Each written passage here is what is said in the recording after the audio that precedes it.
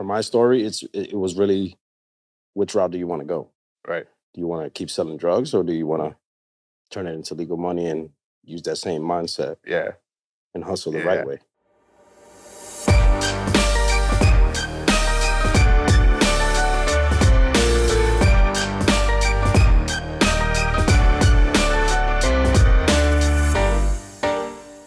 All right, hey guys, we're at Sir Cutz, Palm Beach's newest barbershop. We're with Alex Rodriguez. He is the co-owner. And as of course, I'm John Richardson. Oh, you want me to introduce myself? I thought you were doing the whole introduction. I was doing really good. And then we're still going. I'm Adam. Really just want to talk about, your story, how you got into it, how old you were when you started, and how you ended up here. Where you want to start? How far back? I love the beginning. Everybody's got a great story. Yeah. Everybody starts somewhere. I know we were talking before this a little bit. You said you were from New York. Why don't you talk about what part of New York you're from? No, originally grew up out of Miami, but I was born in New York, in Washington Heights area, all the Dominicans and stuff. But I grew up out of Miami, man. I started cutting hair probably about 14 years old. And when I started cutting, the reason being was really my brother kind of initiated just bringing home a trimmer. And once he went off to college, I had nobody else to touch me up. So that's when I picked it up. And from there, it just kept going, Now, you started cutting your own hair. That's what it was. Yeah. I started cutting my own hair, razors and all that. But I would cut myself a lot in the beginning. So when I would go to school, that's when the questions come in. You know what I mean? Just kind of like, yo, you always got like a sharp edge and stuff like that, And who does your fades? Who does your tapes? And from there, I was just spreading the word. I was doing it myself. So my own cousins took the first chance. Just kind of like they're the guinea pigs. I'll go that route. And once they started getting the questions, who does your hair? And it just kept going from there. So I would literally from school just walk home with like 4 or 5 guys. We'll be in the bathroom, with the balcony, wherever, whatever. Just set it up and just start cutting. And it just kept going from there. How old are you now? 35. I'm just trying to, so you said you're 14. So, all right, 21 years ago, we're looking at like right at 2001 then, right? Yeah, pretty much. What were you charging for cuts then for people when they were coming back to your place? I started at $1. $1? Yeah, $1 for the shape-ups and $3 haircuts. Wow. That's incredible. I wish I knew you then when I had hair too. I started at the very bottom, man. I mean, obviously you give it away in the beginning, but $1, $3 is just to eat, When when you first start, are you fucking up people's hair in the beginning? Absolutely. Absolutely. Well, I mean, reason being, you have no guidance, right? You have no one to really show you the steps. And we didn't really go on YouTube the way this generation has a now, different time. Yeah. You're just kind of swinging it. So that's kind of how I started, just little by little. And then when I go to the barbershop myself and I start looking around, the details, the observations, I'm just studying them.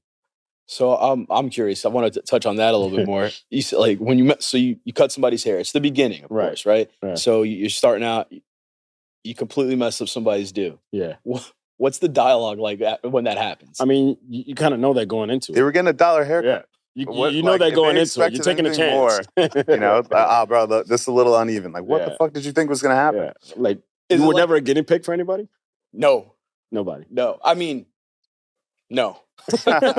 No, I wasn't. Yeah, that's kind of I say that I wasn't, but I think at some point, probably every person that went and got a haircut was a guinea pig and maybe didn't know at some point. Right. Yeah, it was somebody's maybe it's their first day at the job or, and they don't know. Yeah. But I'm just wondering, is it a gradual thing? Are you like you're cutting and it's like, and you're like, it's done. I mean, you definitely got the shakes that we were just talking about. You're kind of going into it in the beginning like this. It's funny, you start off like that, you probably finish like that. But you have an idea, right? Like I said, when I go to the barbershops, I have an idea of what it's supposed to look like. Mm-hmm. When you're actually doing it, it's a whole different thing, I kind of create. It's like art, man. You're just drawing, painting a picture on somebody, just focusing on their canvas, trying to make it as sharp as possible. And as you grow, as you start to study it, like I have a passion for this, right? So I'm nonstop looking at people's structure and hair and the blends and all that stuff, no matter where I'm at. I was actually going to touch on that because I was interested if you know, I just have, clippers, so I'm cutting because I kind of need to, or because I need a couple of dollars for this or that. When did it become, I'm trying to make money, or all right, I'm actually passionate about this? Or was it something that you're just like, I'm so good at it, I have to just continue doing this because I have a natural knack for doing it? Well, for my story, it was really, which route do you want to go? Right. Do you want to keep selling drugs, or do you want to turn it into legal money and use that same mindset Yeah. and hustle the Yeah. right way? I mean, the drugs are definitely more than $1 profit. It but was, but I No mean, long taking the term win chances, there. right? Yeah. So I wanted to eventually, and I grew up in a single family home. Like my mother was it. That's all we had. So um, over time, just seeing the breakdown and seeing the stress of trying to keep me in order, eventually it got tired. So that's when I picked up and stayed focused on the Clippers. So you started at home, dollar cuts, 14. When does it like baby step it? I want to go through the whole journey, right? How you got to Right. here. When did you get out of the house? When did you start cutting at a barbershop? Did you get your own chair somewhere? Did you how does that Yeah, look? was there school Well, first? funny thing is that I used to like print T-shirts and stuff, right? Like my cousin had a location in Hialeah, so I used to work with him in the summertime, print T-shirts, whatever. And the owner of that place, I would cut them up, and he had a friend that owned a barbershop, which is Heads Up, down in Miami. Juice Heads Up, he's the barber for the Marlins for years. He has his own barbershop in the stadium, like well known. That's dope. Yeah, it's pretty cool. So he's like the OG for me, He gave me a shot. Man, I was there no more than like 3 days. It was Memorial Weekend, and I didn't really know how to cut. Mind you, the lobby's full. There's people everywhere. I'm asking for help. I'm sweating. You know what I mean? Yeah. So the guy next to me is actually stopping what he's doing to help me out. So once Juice saw that, he kind of just like, yo, man, you're starting out, you have potential, but I can't have it right now, Right. Bro, no problem. Packed my shit up and left. Funny thing is, though, 5 years later, I come back. Juice, I'm looking for a chair. All right, cool, got you. He gave me another shot. I was there for like a month. I'm like, man, look, I got to go back to West Palm. My clientele, money, everything like that. And he didn't want me to leave. Yeah. He didn't want me to leave. He told me I was the best one in there. Wow. I can't imagine how many people would have quit after like being let go after 3 days of being like, I just can't have this. How many people would have been like, all right, I gotta go find something else to do. But it was just for me, it was just like, I gotta keep going. Yeah. I don't have nothing else. I don't want a 9 to 5. It's not my thing. So just kept going, kept building, kept meeting people along the way that helped me out, Even when I first got to West Palm, the barbershop that I was in, I was still, I was like part-time, going to school. I was actually working at the airport, going to school, cutting hair all day long. That was my rotation. I slept like 2 or 3 hour nights and just come back in the morning. Because the airport, I would start like 4 a.m. By the time I'm done. Which airport? Palm Beach. You were at PBI? Yeah. Oh, okay. Yeah. What'd you do there? Like the grounds with the bags and stuff like that. Grounds right. operation. So I was working, it's United now, but Continental at the time. So I'm driving back and forth from Palm Beach to Deerfield to go to school. And then I work at the barbershop in between. So that's like the first kind of money I saw. You know what I mean? I'm trying to put money in the mattress. Like, yo, I'm trying to, you know what I mean? But it was fun. The whole journey, the whole process was fun. I did that for like a good 2.5 years. So just for the timeline, you got your shot at Heads Up. 3 days went by. You're out. It's Memorial Day weekend. A few years later, I moved up here. Now, in between that and the 5 years, you said because you came back and you were killing it. God didn't want you to leave. What happened in that 5 years that made the difference that swung it? Well, part of that was going to school and being around guys that just truly had a passion for it. Bartending school, right? Yeah. Okay. Did you say bartending? Yeah, he said bartending. Oh, I'm sorry. You had a long night. I know we had a long night. Barber. How do you say it? It's not barbering. Barbering school? Is that what's it called? Barber school. Barber school. Barber school. Okay. Yeah. Barber college. Since it's all new, we're just here but to yeah, learn. that was part of the learning process. This is why we do this. I'm trying to learn, man. Yeah. I just kept going, man. Kept going. What's barber school like That was hard to not say bartending for some reason. But what was that like? I mean, What it is, I'll tell you this: what it is now and what I feel like it should be, two different things, right? What it is growing up and what it is today is pretty much you're learning the laws, you're learning the sanitation side of things, because you're working with people, you're working with the public, right? So you got to just have your sanitation and just make sure your clippers are good and everything like that. But the curriculum that they have, a lot of those students are graduating, but they don't know how to cut still. They don't really learn until they get into the barbershop, right? And forget what they learn in school. That's not even a thing anymore. You know what I mean? Like little by little, all that goes away. What you learn in the barbershop, those are the habits that continue to grow. So there's a few things that I feel like needs to change, and that's why I'm big on the education side of things. And I want to add a whole new structure. I want to do it the way I feel like it should be, and I have a few guys to help me do that. Mm.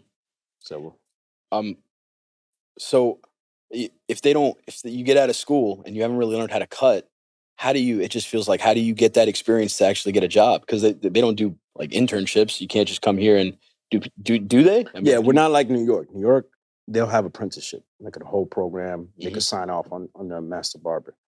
But over here in Florida, owners are just taking a chance, but they need barbers. It's definitely very like a mentorship type craft. That's really the only way. You know, like you Supercuts. You know, like is it called Supercuts? Supercuts, right? Yeah, like those guys are not. That's a salon to me. Supercuts. Yeah, that's what I'm saying. And do you like? You're saying you hate Supercuts, but that is their brand image. Like, anybody watching, they're like, "What's this bald guy complaining about? Like not liking a barber?" That's bald by choice, right? You shave it by choice. It's by choice. Yeah. So I have a shaved head, is what I like to call it. But I mean, Supercuts, they had somebody that, I mean, I remember the last time I was there, I was out of town and I just needed a quick cut. I didn't bring my stuff with me. And I go in there, I'm like, hey, can you just throw a zero across my head?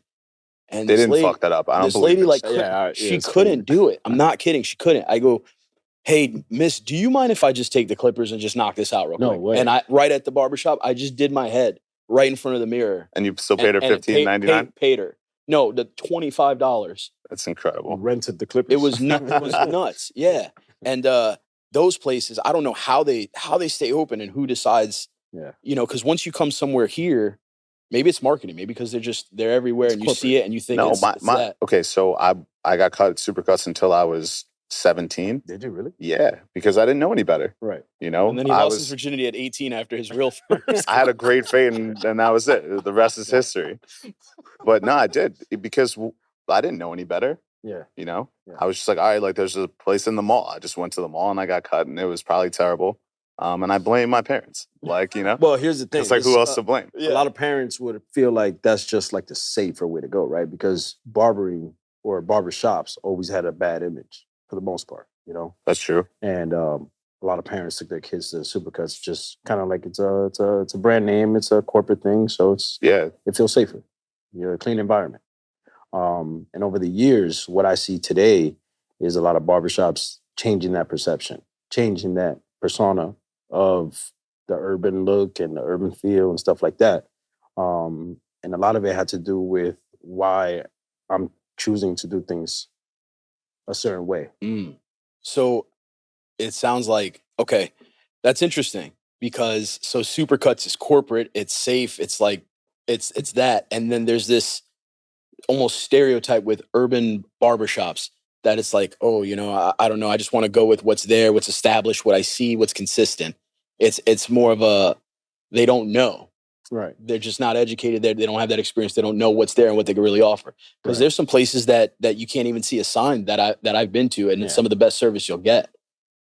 Now, a place like here, Sir Cutz, what would you, in your opinion, in your career, your experience, what's the difference or differences between Sir Cutz and Supercuts?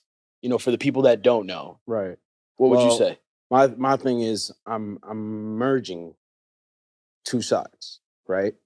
The persona that the barber industry has, being urban, ghetto, whatever you want to call it, guys not dressing professionally, things of that nature. And then the corporate concept, which is we're going to put locations everywhere and we're going to have a standard of barbers and hairstylists that have to go through a whole interview process, right? So I'm merging that where we give those experiences of what a haircut should be, haircuts, hot towel shaves, just the environment overall.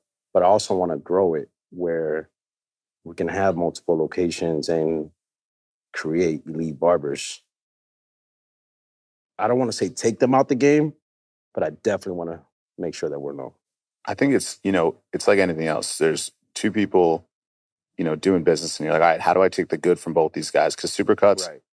great branding. Like Yeah, everyone knows marketing. Supercuts is. No one who's watching right now has never heard of Supercuts, right? Right. That's great. But their product sucks. And for those barbershops we're referring to, like, there's good stuff that happens there. There's good conversation. It's very community based, which is awesome. But there's some bad shit that happens there too. We're trying to kind of, not bring into the shop.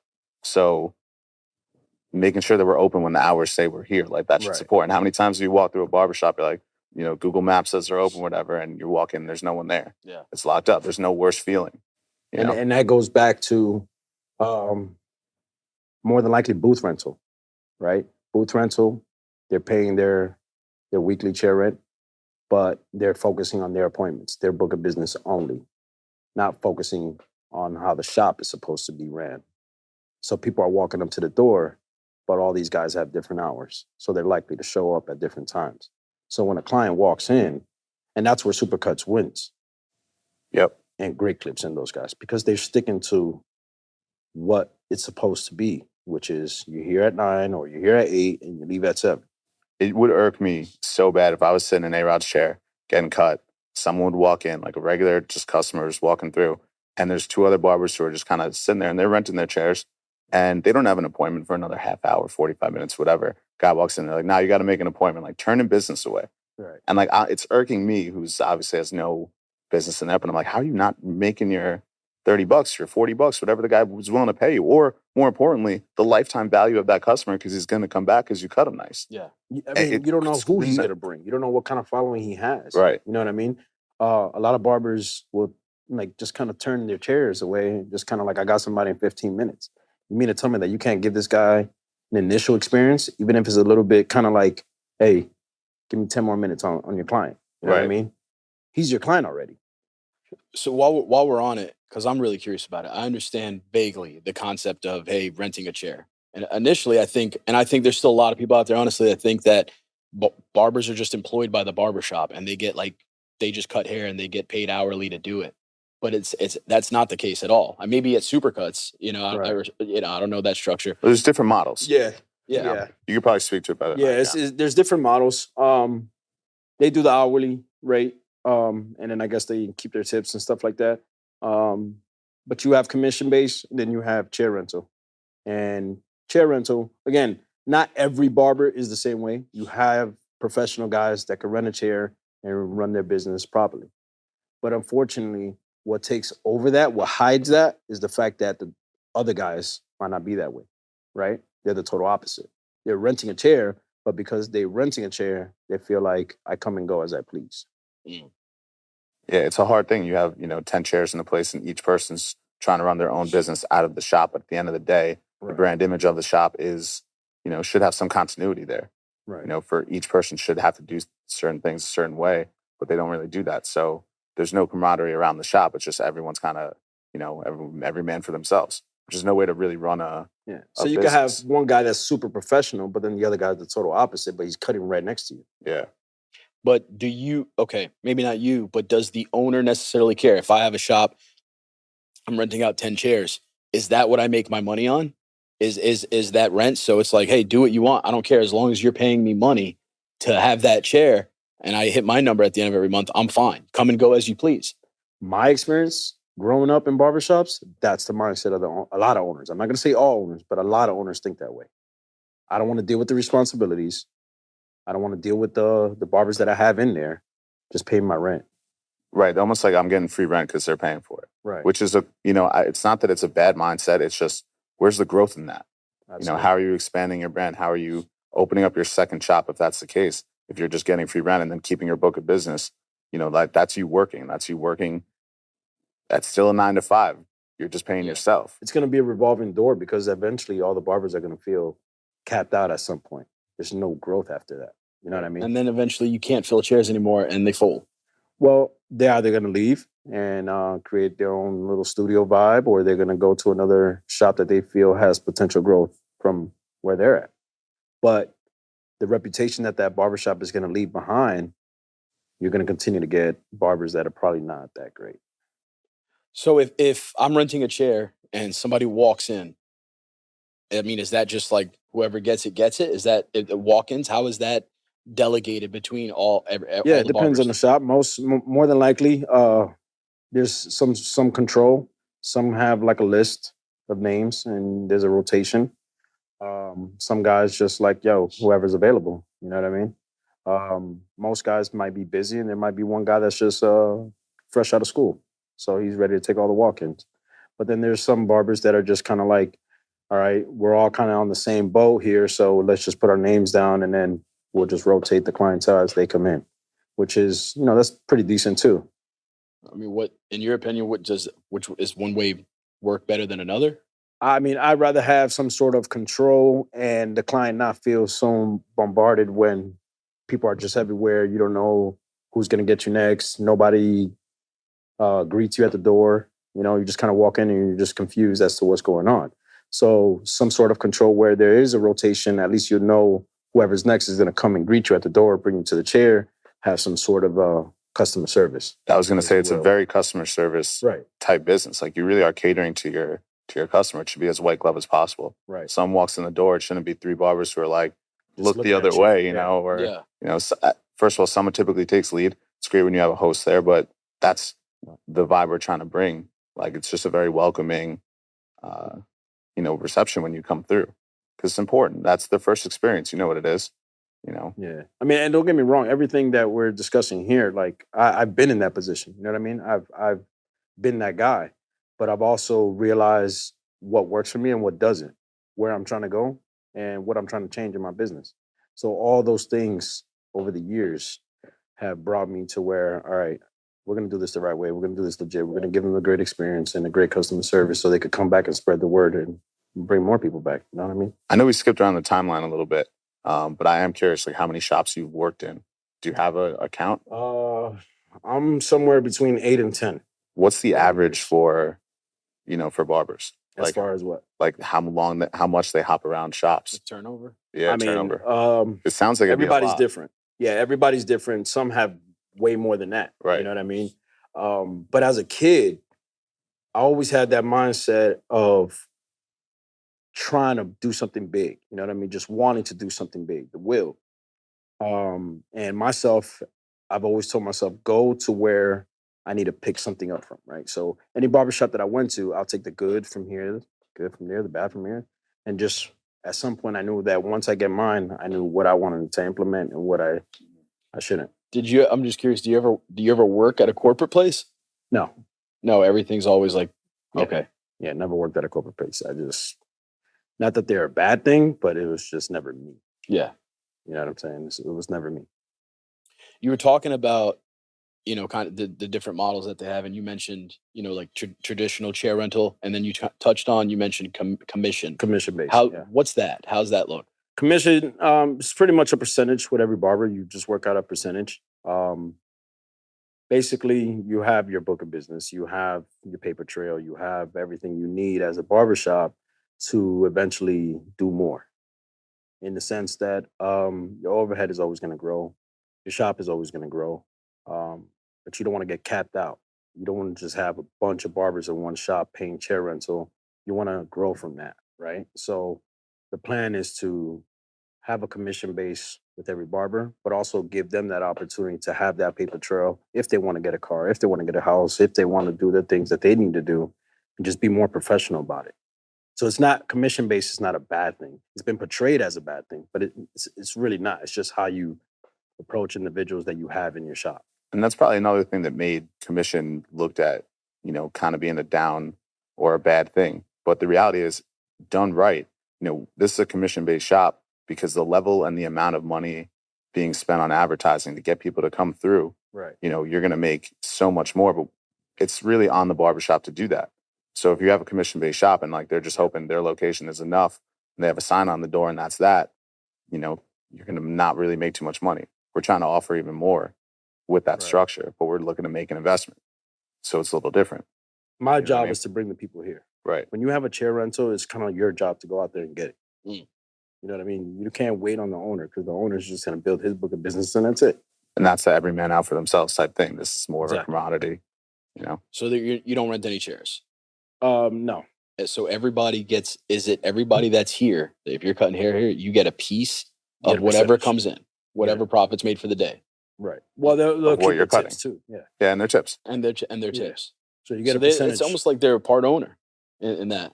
I mean, it's Not decisions, but it's also having them have a good habit and a good mindset when they come in here. They know they're going to come in here and they're going to make money. They're not going to waste their time. They're not going to wait on the owner. They're not going to sit around all day hoping somebody walks in. The whole point is to know that they're going to come here and their day is going to be full of cutting hair, making money, and do what you got to do. Be professional about it. That's all it is. Yeah. But I definitely want to take my guys to the next level and eventually venture out where everybody can build off of it, do their own thing. You know what I mean? Managers, putting them in position. You could take over the shop. You know what I mean? And we'll continue to grow. So yeah, I definitely want to go into, you know, what becomes next. I think it was such a milestone to open up your own shop, throw the brand on it, which you've been doing for a while, and we could touch on that too. But, you know, being what's next, it's like, all right, cool. Like, where's the second location? Like, just scouting new spots. And once we have the model in place, you really are looking to franchise on that next level. So who carries that? Obviously, you can't be in two places at once. Right. So I think it's so important to know that when you're coming to the shop, you know, someone, 2 people, 3 people are being groomed for that next location to carry the brand. And eventually, just like, you know, again, I don't want to be touting Supercuts all day or talking too much shit, but they did have a brand and they do have a reputation of being, you know, kind of low level.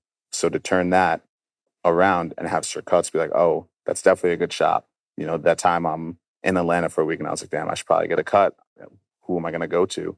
Right. You know, not that I let anybody touch my hair except for him, but if I have no choice, all right, maybe there's a Sir Cutz around because you're just going to know the brand is synonymous with, you know, good fades, good cuts, just, you know, top quality shit.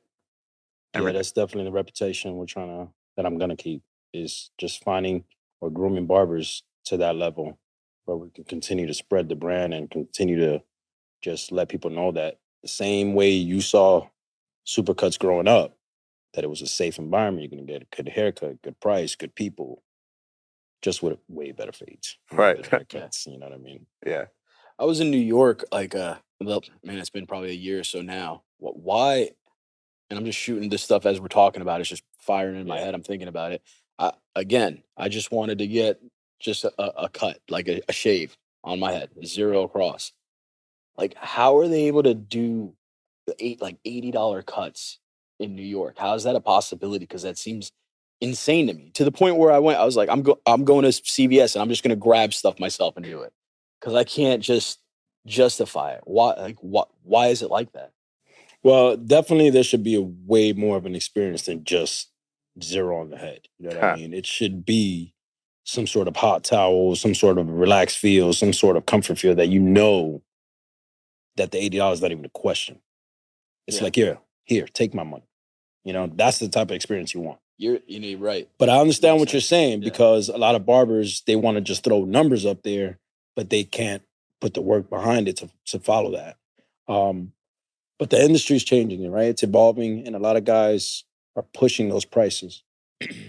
And that's because you want to be able to do good work, but you also don't want to cut 30, 40 guys a day. Right. That gets tiring, you know? And that's what this industry is accustomed to. So nowadays, the prices are going up, and we're able to give a better experience and do less work.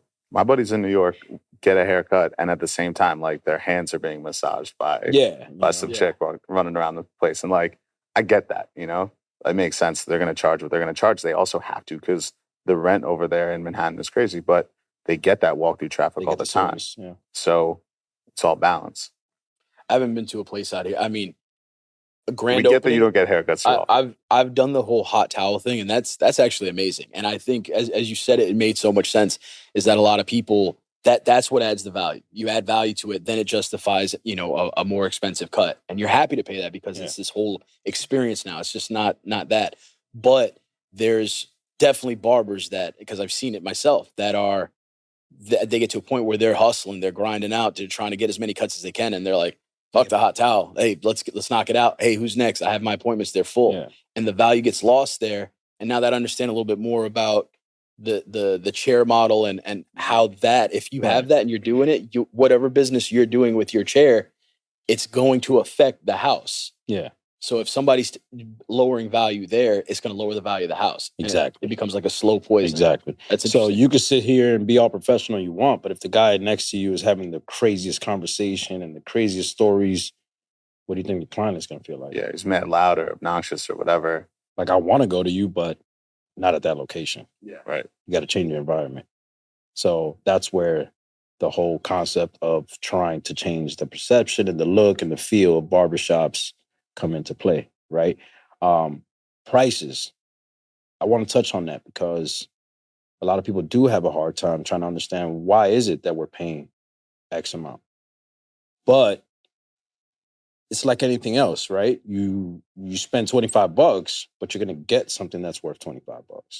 So it's up to you. What do you want? You know what I mean? Do you want a good fade? Do you want a good experience? Do you want to say you be around your guys and know that, hey, come to my guy. He has a great barbershop. You could go there. Or do you want to say, hey, go to so-and-so, and then you go in there, it's just mayhem. But because he charges $20.25, you're cool with that. Yeah. I think you make a conscious decision when you're upping your price. I know we talked about it when it was happening. You're like, yeah, I'm upping my price. And I might lose a couple guys because they just can't fathom it or it doesn't make sense. But at the end of the day, you're charging what you're charging because you're offering that level of service and that type of product.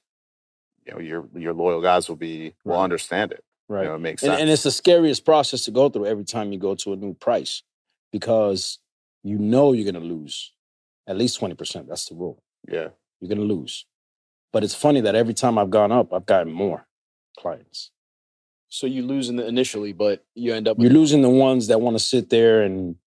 It's got to be like a cleanse for your book of business. Yeah. So it's an upgrade. Yeah, absolutely. Absolutely. And again, you start meeting guys that hang around that same quality, right? They want the same quality of work. And those are the guys that are going to keep coming. And you keep building off of that. But you get rid of the guys that want to negotiate. Like, you get rid of those guys. They're just like holding on to every dollar. Listen, I've been in a position where I'm cutting hair. A guy wants to, like you said, we were talking about earlier, like, has anybody ran out on you? Yeah, they have. They ran out on me. I'm going to go to my car, be right back, never see their face again. Wow. You know what I mean? And that sucks. That feeling sucks. I've had guys that have come and just, here's a couple quarters. That's all I got. You cut their whole hair, you put your whole experience touch on it and stuff like that, but I don't got it. You knew you didn't have it coming into it. So it's like, what about us? Like, what about our families? What about, our kids and what we're trying to build? You know, a lot of people don't have respect for that. So changing your prices, going to a better location and the feel and the look of the barbershop changes that mentality in those people that want to try to get away with stuff like that. Yeah, the level of clientele, like personally, like I'd rather pay more knowing that I'm going to get, a better cut or even the same level cut if he decides to, up his price that day. I know that he didn't become a better barber from yesterday to today when the price went up $10 or $20, whatever it might have been. But for me, my time in that chair, I'm going to sit here for an hour and get cut either way. I want to make sure that I'm comfortable in that hour, that the conversation is good. Maybe, he's giving me some advice on some stuff or vice versa, whatever it is. But that hour of my time, that's where the money comes in for me. That's why I'm like, all right, it makes more sense, or I could fathom it or justify it, So it's a therapy session for a lot of people. That's how I see it. You're getting away from everything you do on a regular basis, and you're coming to get relaxed, get a haircut, and just have a great conversation. And you'll be surprised what that barber can feed you or pour into you. You know what I mean? Vice versa, what you pour into the barber. So I just definitely feel that we have to evolve as barbers. Because to me, I don't understand how hairstylists, as much as I love the fact that we're in the same industry, but I don't understand how they can do a wash, a blow dry, and get a couple $100 out of it. And we're doing a whole detail fade we're getting less than $30. Just doesn't make sense. It's wild. Doesn't make sense. Why is that? That's just the perception of a salon, right? Like you walk into a salon and it's just the whole works. It's just because salons the way it's operated. They branded themselves to warrant that. No different. You know, it's insane. Dude, girls' hair, they charge crazy numbers. Crazy numbers. I'm not saying it's not the same. You know, they get extensions, they do this, they do that. And there's other stuff that barbershops are incorporating, like, you know, you see guys doing the tattoos and it's tattooing. Scalp micropigmentation, which is kind of like a new service. Yeah. Right. And there's levels to that for sure. But I think that they just branded themselves to warrant it. And they're getting it. I think that you know, barbershop could do the same thing. It really, what the impression I get from everything I'm hearing, I think there's too many barbers. There's too many that don't add value to what they're doing, and it's setting the wrong expectation for the customers. Exactly. So then they're like, all right, if I walk by and I see an $80 cut, I'm like, I can't imagine what they would possibly do that I would want to pay that. But, and I might still to this day not have had that kind of experience where, you know, I'm getting a hot towel, freaking hand massages. That's like, levels. That's crazy. Like I've never been to something like that. I wish I had hair still just so I could go get a real cut and a full hand massage and a full work. But even then, you know what I mean? Just the fact that you got facial hair, you know what I mean? Like we could turn that into a whole different experience than you just going home and buzzing yourself and calling it a day and you're ready to go out the door. Now, being that we're men, we're easy like that, right? Like stuff like that is like, all right, I could just get away with this and I'm good. But that's not every man. That's not every individual. But if I was shown that experience, me personally, I get pedicures and manicures. Right. I love it. Like I love said that all on camera. Yeah, the world could know. I do, and that's okay. That's becoming okay now. Yeah, like, guys are not afraid to talk about that. I mean, my dad is one of the most like manly guys I know. Tough guy from Bronx. Right. He's the one who brought me for my first one. Right. He's like, there's nothing not manly about having nasty ass feet, dude. Have your nail, have your stuff ready to go. You know. Right. So if I saw that kind of experience in a barbershop, just beard, whatever they could do, I'd be really open to it. I don't think enough places showcase that. And like I said earlier, a lot of places don't do a great job and they brush through it and they're setting the market standard. Right. So it's got to be harder for guys that are trying to come in and create a real quality experience for people trying to get cut. I think it's no different than, you know, people have only eaten at like maybe this level steakhouse. And they're like, all right, well, in their mind, steak only ever could taste this good. Yeah. Right? You know, but they haven't been to, you know, this level. To Outback. Exactly. They haven't been to Outback and had the 6 ouncer, you know? Exactly. But you're right, man. There's always more. There's always more. And until you get educated on that, until you experience that, until you find out about those things, you're kind of just like, all right, this is convenient. I'm just going to go get a haircut right here. And that's that. Some people don't care. My little cousins are running around with like, you know, just the worst haircuts are just getting their hair only cut like once a month. And I'm like, dude, how are you, like, what is your goal here? You know, because that first impression of what you look like when you're walking into a place, obviously for us a little different because we're going into meetings and doing next level stuff. But I wish I knew in high school that I should have a dope fade because I might have gotten laid before, you know, my first one. You know, and that shit's important. It's also a cleanliness thing. Like you just look clean. Like my neck was cleaned up. It's different. You know, for sure. It's just, I'll give you an example, right? Like girlfriends, wives, you'll have conversation like, I need to get a haircut. Like I need to look better. I'm like, just shave and you're good to go. Why is it that we just can do something simple and we're on our way, but they get a whole nails, makeup, hair, and all that stuff done? Guys should be able to experience something to that level, at least get treated so they can feel more confident, feel better about what they're going into. And that's what I'm trying to change. How did you guys first meet? How did you guys get together for this, by the way?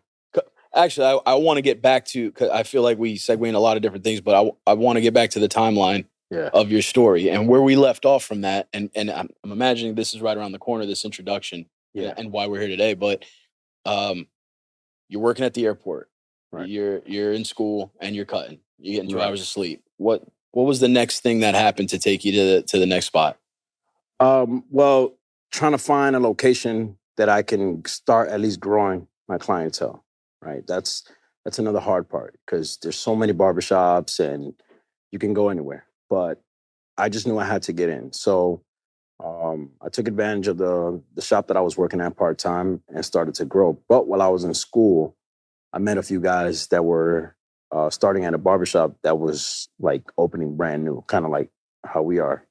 And they reached out to me and they were like, "Yo, we're all young, we're all in school, we're all starting together. Let's just, you know what I mean? Great guys too, by the way. And we all started a strong level of barbering just in our community. And but I always wanted more. You know what I mean? Like I never wanted to just settle for cutting hair behind the chair.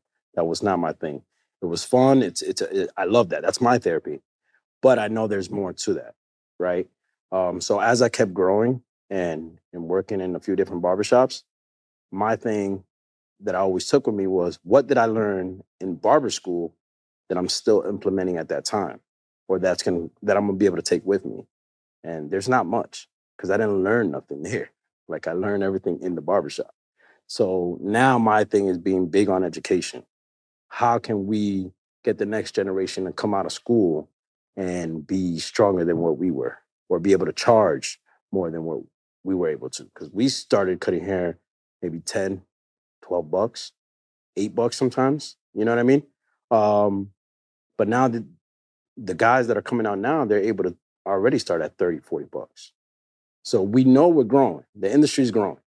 And we have a lot more barber expos and stuff like that, and conferences. So now the education is starting to come out a lot more. You got average guys that are starting to build brands and starting to travel, right? So as I started traveling, going to hair expos, I started to see the industry evolving. I started to see people pushing their products and pushing their barbershops and stuff like that.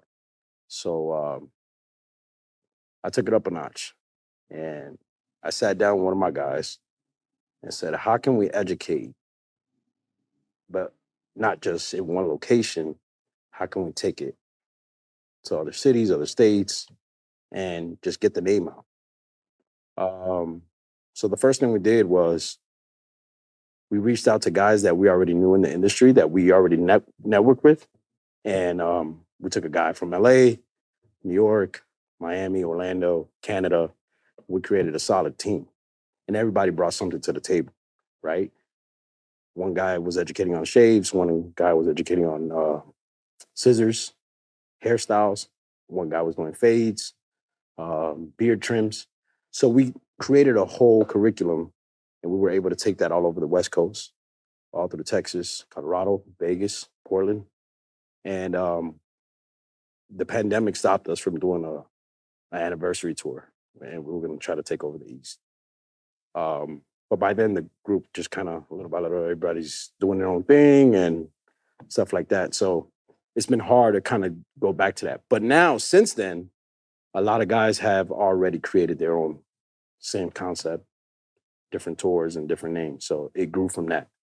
But my thing was that level was the scariest thing because, right, these people don't know you. They know you from Instagram. They see what you build, but they don't know you. So we took the chance on, all right, how can we do this and how can we get the best experience out of it to educate all these people that want to do hair, right? And we started doing ticket sales, $50 Ticket sales to like to the course, class. to the class. You're right. Was it a physical? It was in like, person? yeah, we took our own money, we invested and we flew out, and we're just tapping in with guys that own their own barbershops and say, hey, listen, we want to do a class at your location. We love how it looks and how many people you could think you could get kind of bring out. We're going to promote it on our end, but you do yours. So we did general admissions. We did early bird special, then we did general admissions, then we did tickets at the door. It was one of those things where we just didn't feel like anybody would show up and want to really see us. But when we got, our first class was in LA at my boy's shop, House of Fades, Diego.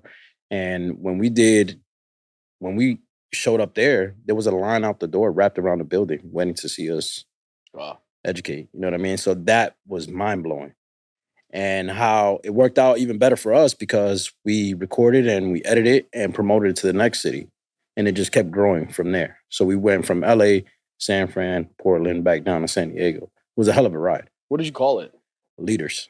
Leaders? Yeah. Leaders. and we just educated our asses off. We did 4-hour classes, and people stayed till 2 or 3 in the morning learning this stuff. That's great. You know, When did you? How long did you do that? When did that kind of transition into the next step?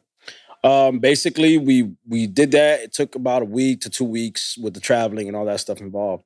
By the time we got home, there was a gentleman in San Diego that was in our class that invited us back out to LA because he wanted to do some sort of show. But we had a meeting with him. You know, things didn't really go our way. So we just went back home and said, all right, we got to do this again. And we got to take it up a notch, you know, add more cities, hype it up more, promote better. And that's when we did Texas and all through Vegas, all the way up to Colorado. And those classes sold out ridiculously. So it was dope. It was like the coolest thing ever. It was like a rock band being on tour. You know That's what I mean? awesome. Like that's the hype that we got from it. So just with all that experience, like I would have never thought being 14 years old, cutting in a bathroom or in the hot sun, sweating like crazy, that I would end up doing stuff like that, let alone where we are today. Yeah, you were cutting guys for $1, and now who's like the most popular or like celebrity figure that you cut? Along my journey, Kyrie Irving. Just Kyrie Irving is up Yeah, there. number one. Yeah, absolutely. That That's- I really care about. That's too. cool. Yeah, Kyrie Irving. What was that So- like? How did you land that? Well, my guy Nick, right? He cuts LeBron's hair. So he started cutting LeBron when LeBron came to Miami. He was cutting Dwayne Wade, cut LeBron. And then he just started introducing me to some of the guys that he were cutting. And when they had the Eastern Conference, when LeBron was in Cleveland, they were playing the Celtics. So we flew out, went to Boston, and went to the Four Seasons, started cutting everybody up. Like I'm in the same room with Tristan Thompson, and he's right here. Yeah. You know, so I'm getting to know their stories as well. And in the mix of that, my guy calls me up and he's like, yo, Kyrie Irving needs a cut. Like, you got to go to so-and-so room. Like, all right. So while I'm going up there, I'm texting my cousins, like, yo, I cut Kyrie. Like, this is dope. Yo, how Like, nervous? feed me some information. I need to, Yeah. you know what I mean? How Like, I need to nervous have. were you for that cut? I was sweating on my way up there. You know what I mean? Like, As you it's should just- be. But I'm also on Google trying to learn some stuff, like Right. on the spot, you know? And once I got in there, it was just, I go off, when I do celebrities or when I do guys of that, you know, A-list or whatever, like I try to feed off of their energy, you know? Because I feel like that's their time as well, Yeah. you know? And I don't want to tap onto what they do every day. I want to get them kind of away from that, especially if you're going into the finals. Yeah. Like, Yeah. you want to have your mind like clear on that, you know? So I You just kind of certainly go off can't of like them. fanboy and shit. Like, Yeah, that's definitely not exactly. the, you know, That's just not me either, you know. Right. So it was quiet at first, but eventually it just got to like, you started playing basketball like he's from Jersey, so it's like the Jersey kid just started breaking a story out on how he started playing ball and stuff like that. And then we just got into music. He likes French Montana, so we just started touching on music and stuff like that, and it was just a cool experience overall. Did I take a picture? No. Should I? Yeah. But again, I don't want to be that guy or fanboy, but it does help with what I'm trying to be. It would have been great for the brand, obviously. Yeah. Because Yeah. people are like, oh, you cut Kyrie, so like you definitely cut me regular. Right, TV, right. You know? So I have a few guys that I did take a picture with, but there's a few guys that it's just It's hard to memory. ask. It's memory for me. You know? Yeah. That's Yeah. it. I don't really talk about it. You know what I mean? But yeah, it's fun stuff, man. But I mean, they're people. So let me ask you this, because I know we talked a lot about pricing and stuff. Yeah. When you got there, were you like in your head, like, damn, like how much do I charge Yeah, this guy? absolutely. Like knowing, Absolutely. you know? Absolutely. And then, or is Yeah. there really a different level to that? Like, am I getting cut different than you cut Kyrie? Like, is there just more time into it, more detail? Or you just charge him because he's, I don't want to say that specific one, I shot him out, but like you're just charging more because you know he's got it? Like, how does that work? Well, being that my boy Nick already has a reputation cutting the NBA guys, Right? I kind of go off of his base price. Gotcha. And then we'll just, whatever I they guess shoot you're me also after that. traveling. Yeah. You're traveling with your stuff. You're going to his place. Right, Like, that's absolutely. your time also. Yeah. So I guess you justify it in that way too. I mean, but I also take this into consideration. I'm cutting Kyrie Irving. yeah, Like that alone is more than enough pay for me. right. Monetary stuff, I mean, Well, it's whatever. almost like, yo, like, listen, like, free cut, but you got to take the picture. Yeah, You know, that's what I'm saying? exactly That what I'm too. thinking in my head. I'm Yeah. like, hey man, no charge. Let me take a picture. We just Sometimes, like myself, I get so caught up in the fact that I'm in this position, I'm in the moment, that money to me is like, I don't care about that. Yeah, I'm happy that I'm here. I'm happy that I'm cutting somebody of this statue, whatever, and I'm having fun. I'm doing what I love because I could do this. I've done this free Right, many that's the times. passion Like this part. is nothing, So that's the fun part. Yeah. Like you came from a bathroom. You're at the For Four $1. Seasons cutting Kyrie. All right, but Nuts. come on, Alex. What's the number? On an average, for me, it should be more than 200. But sometimes you just, hey, 150. All right, cool. That's for the A-list Yeah. guys, right? Yeah, definitely. And And that's on a and low. he's That's on a traveling. low scale. Yeah. Honestly, there's guys that are be like, they'll look at me right now like, bro, I'm charging 1,000. I don't care who it is. $1,000 Yeah, haircut. 100%. Well, I mean, DJ Khaled, like infamous for like getting cut all the time on his Snapchat, like on his social platform. Like that barber's definitely charging him crazy numbers. Or he's just on retainer. Like he's just getting a Right. salary. I mean, You know what I'm see saying? the game is changing, right? Like if you didn't know any better, you'll keep it around those numbers. But there's guys that I shake hands with today that are on PJs cutting all sorts of celebrities. Yeah. So they're the ones that are changing the game for us or for the industry. Like we're very much as important as a makeup artist or a hairstylist that they're paying these big numbers to, you know? So and the fact that the celebrities are also taking care of themselves and they actually care about how they look on cameras, that they're willing to have a barber travel with them at all times and get paid those. It's just numbers. that it's that loyalty of the barber too. Right. Like I'm not letting anybody cut my hair but my barber. Right. That Exactly. was, the hesitation when we decided to go with this venture was like, how do you get new clientele? Because like I followed you, obviously, we'll get into, how we met and all that, but like I followed you to every corner of, South Florida right. to make sure you were the guy cutting my hair. Right. So how do you get new customers? That was always the biggest thing. You're like, yo, there aren't so many people just like me. Right. Obviously you go into the mentality of opening a business. You're like, well, what would I do if I was the customer? And I'm like, I'm not going to go anywhere where he's at. But other guys, like they live in the complex across the street, that they're not loyal to their guy. They're probably not loyal to their guy because the experience sucks or the haircut's not always consistently perfect or good. So they're looking for new places. I mean, I was hesitant at first, honestly. there's different types of people, right? There's people that definitely want to stick to just that one guy, Right. And they're afraid of anybody else touching them. But then there's other guys that are like, yo, I don't care, just cut me up. I'm ready to go. You know what I mean?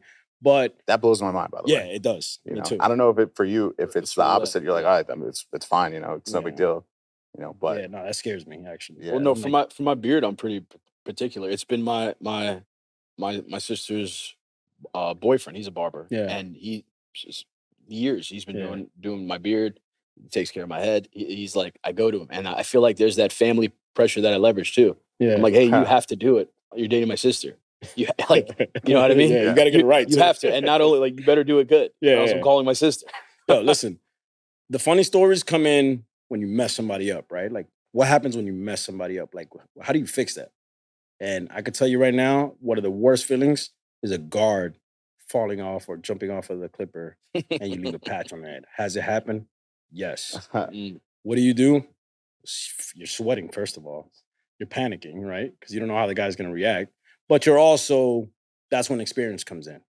If you're new, you're probably going to get somebody else to help you out. But as an experienced barber, it's that conversation like, look, it's an accident. Yeah. This is what I can do to fix it. Most guys appreciate it. Most guys will be like, you know what? Thank you, but I'm never coming back. Right. But it happens. Things like that happen. I've had a guy, like, I guess we might have miscommunicated this way back. Like, just went a little too short on the initial. And he was like, listen, like, I know that you didn't want like a skin fade, but like the only way to do this now is a skin fade.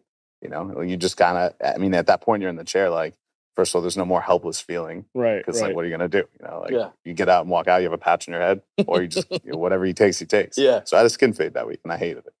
But I'd rather have an experienced barber that could at least give me a high tight fade because he messed up versus somebody that's just going to throw paint, try to cover up a patch. Like, that's not going to work out.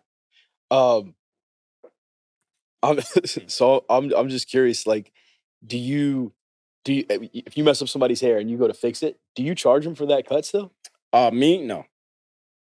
Are there barbers that do? If they pay me, if they're like, nah, man, take it, then all right, cool. But no, yeah, just go. I got you on the next one, bro. Yeah.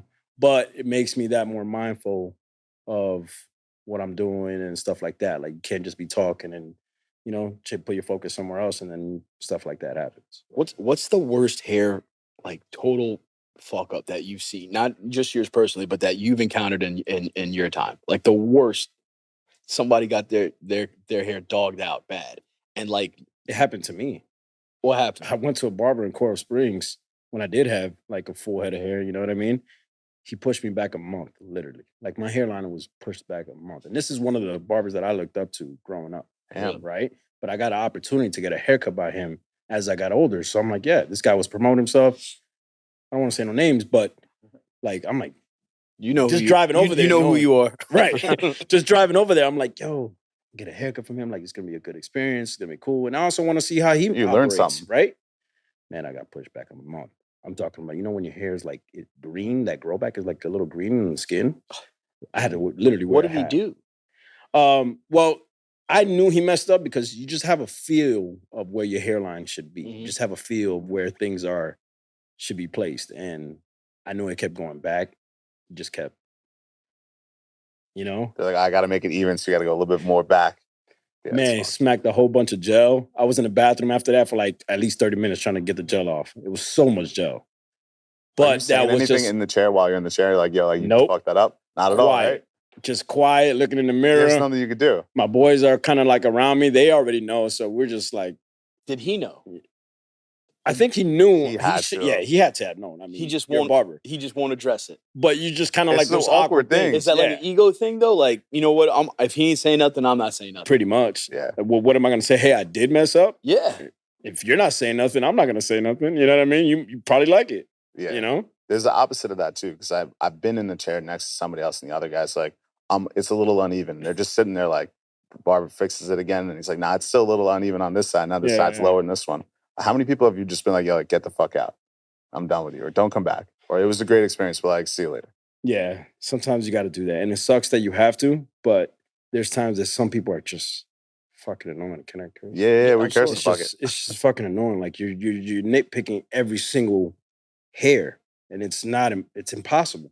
You know what I mean? We're gonna try to do the best we can, but it gets to a point where it's like, bro, there's nothing else I can do. Yeah. Like your hair's this way, I cut it to the best I can. If after that I'm not the barber for you, go somewhere else. It's just what it is. Yeah. But yeah, there's some guys that are just like too much. It's just too much. Like the Yeah. mirror's here the whole time. You're trying to do a I blend. imagine if I was, barbering like this, I just had like an overly sweaty client all the time. I'd be like, listen, like, I don't have any appointments for you this week or ever. Yeah, you know? It just sucks, man, because when they sweat, you sweat. It's that energy. And it makes the haircut that much harder. See, I'm a little OCD. When I had a barber, like a regular guy when I was younger and I was getting full cuts, Yeah. this guy, he was recommended to me and he was great.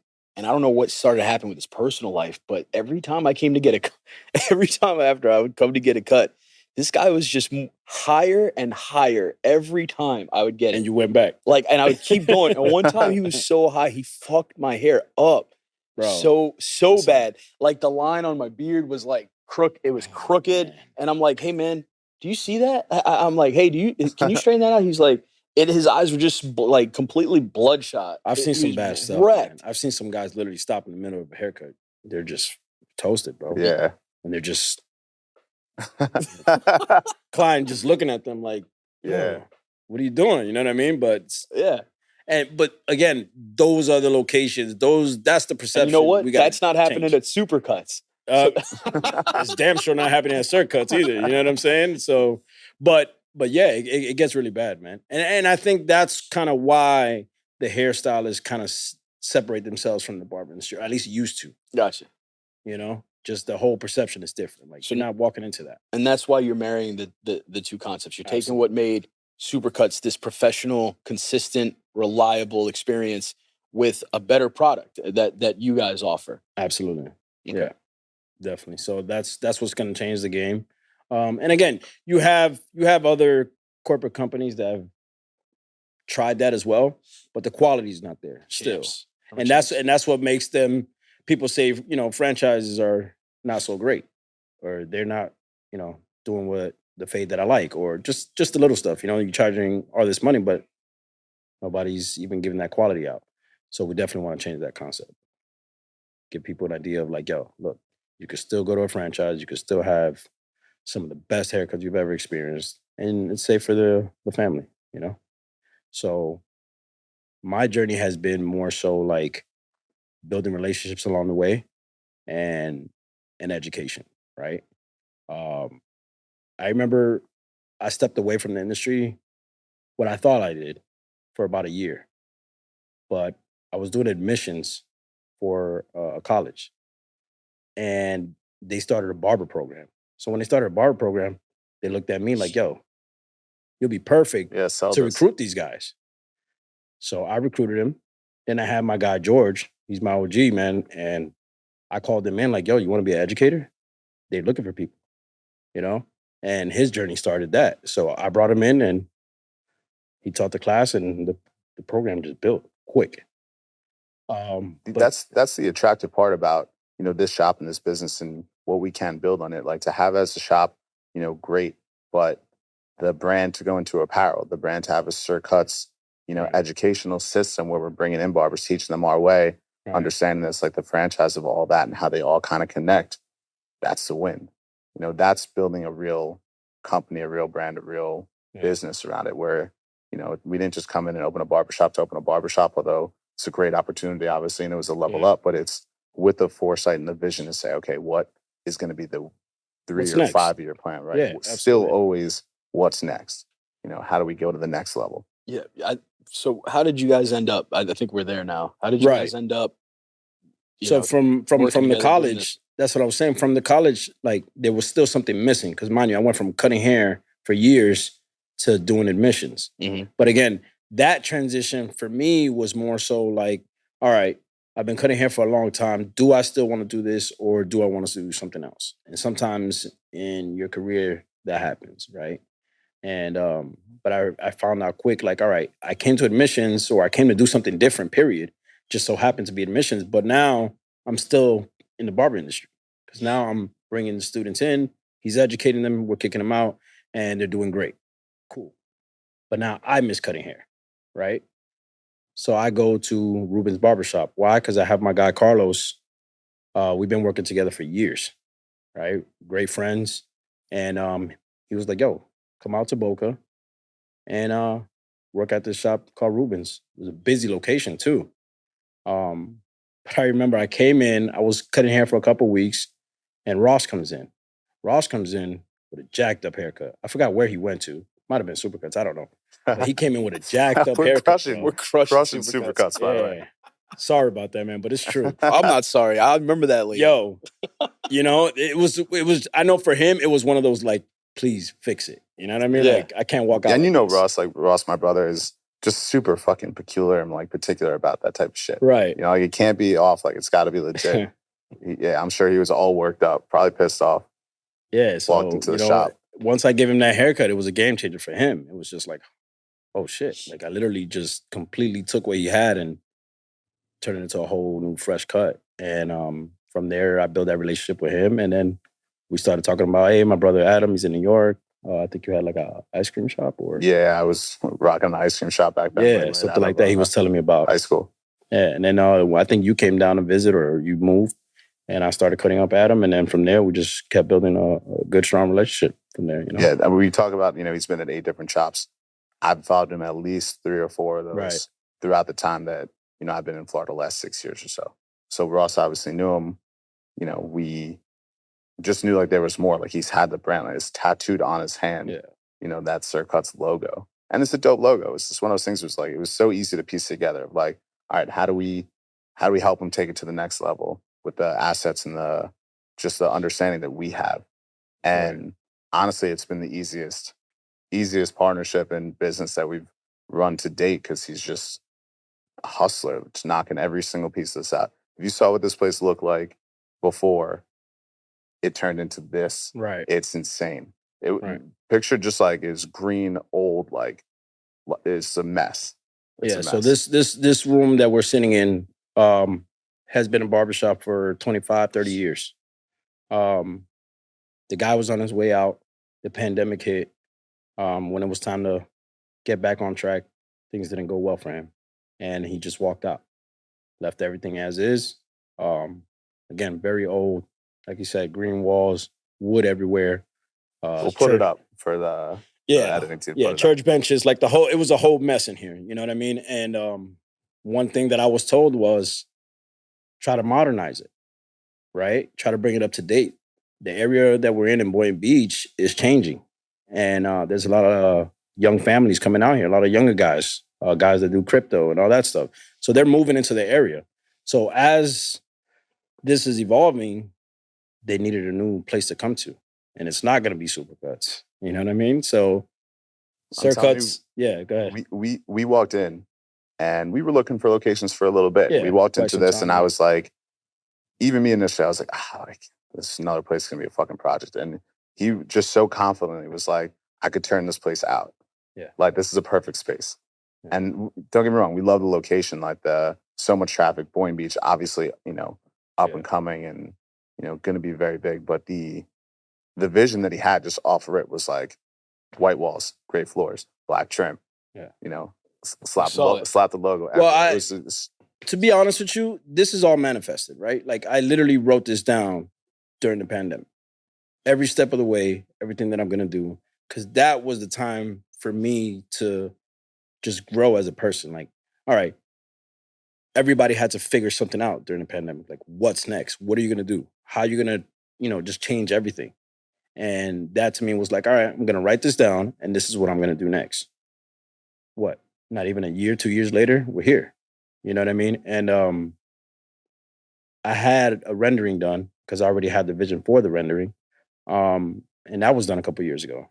Right. So I just knew what I wanted. And that changes the game. So now we're here. We're here.